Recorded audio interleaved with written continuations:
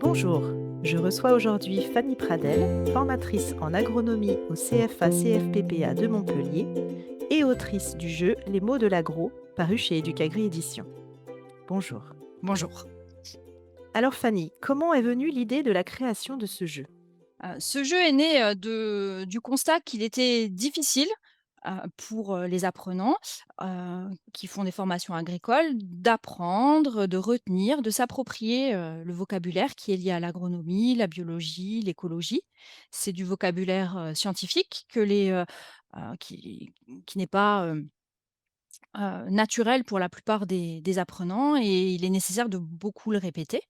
Et j'ai souhaité, rendre cette, répétition un petit peu plus, ludique et j'avais déjà utilisé le jeu, pour d'autres aspects de la formation et donc j'ai créé un jeu, qui permette, de travailler la signification des mots, mais également, heu, de créer des liens entre les mots pour, pouvoir, vraiment, se les approprier. Le fait d'exprimer des liens entre les notions permet vraiment d'enrichir le vocabulaire et de s'approprier ces notions, d'agronomie qui sont un petit peu complexes. Alors vous avez parlé d'apprenants, à quel public peut-être plus précisément s'adresse-t-il?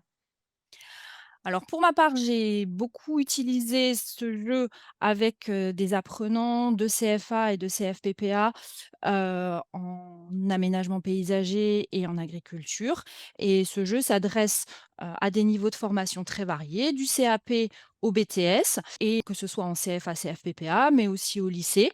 On peut aussi, utiliser ce jeu même à des niveaux de formation supérieure, en licence, voire en master puisque, on peut, adapter, le niveau d'exigence et le niveau de complexité des liens que l'on fait, à différents types de publics. Très bien. Alors, entrons dans le vif du sujet. Pouvez-vous nous expliquer le mécanisme du jeu Les mots de l'agro? Alors, ce jeu est constitué de 150 cartes.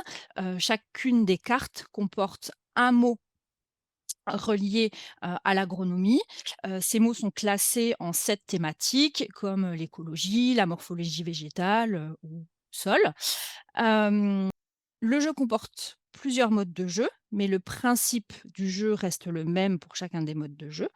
L'idée est hem, d'exprimer une association d'idées entre 2 mots. Par exemple, si, le mot «stomate» est posé sur la table, le joueur, dont c'est le tour peut décider de poser le mot, évapotranspiration et alors il doit expliquer le lien qu'il fait entre ces 2 mots et par exemple expliquer que l'eau est transpirée par les stomates.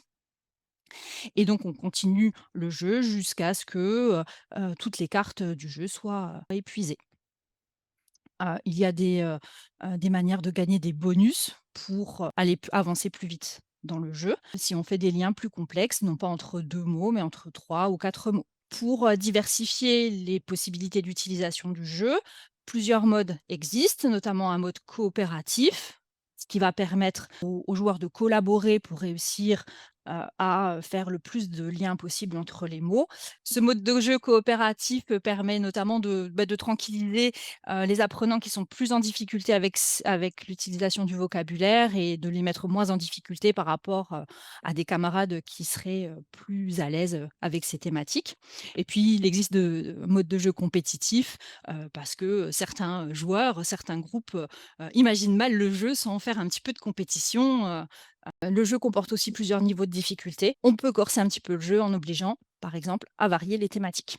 L'intérêt de ce jeu, au-delà de son principe d'associer les notions, c'est qu'il est très adaptable puisque sur les 150 mots, chaque, enseignant est libre de choisir les mots qu'il souhaite. Ça ne remet pas du tout, en cause le fonctionnement du jeu.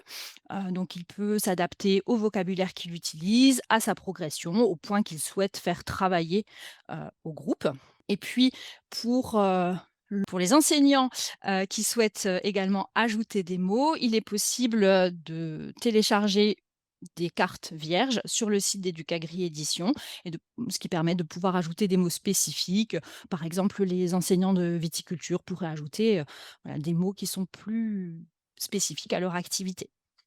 Il est par ailleurs, possible de, détourner un petit peu l'utilisation du jeu puisque, comme, chaque carte comporte un mot et une référence à une thématique, on peut, imaginer, de nombreuses, autres utilisations, ludiques ou moins ludiques, mais on peut imaginer des jeux de devinettes, des jeux de dessin ou même des jeux de mimes pour, vraiment des utilisations, très ludiques. Enfin, les parties peuvent durer d'une vingtaine de minutes pour les parties les plus rapides, jusqu'à 1 heure pour les parties les plus longues. Très bien, merci beaucoup Fanny. Vous êtes donc l'autrice du jeu Les mots de l'agro paru chez Educagri Éditions et nous avons complètement bien compris les règles de ce jeu. Merci. Merci.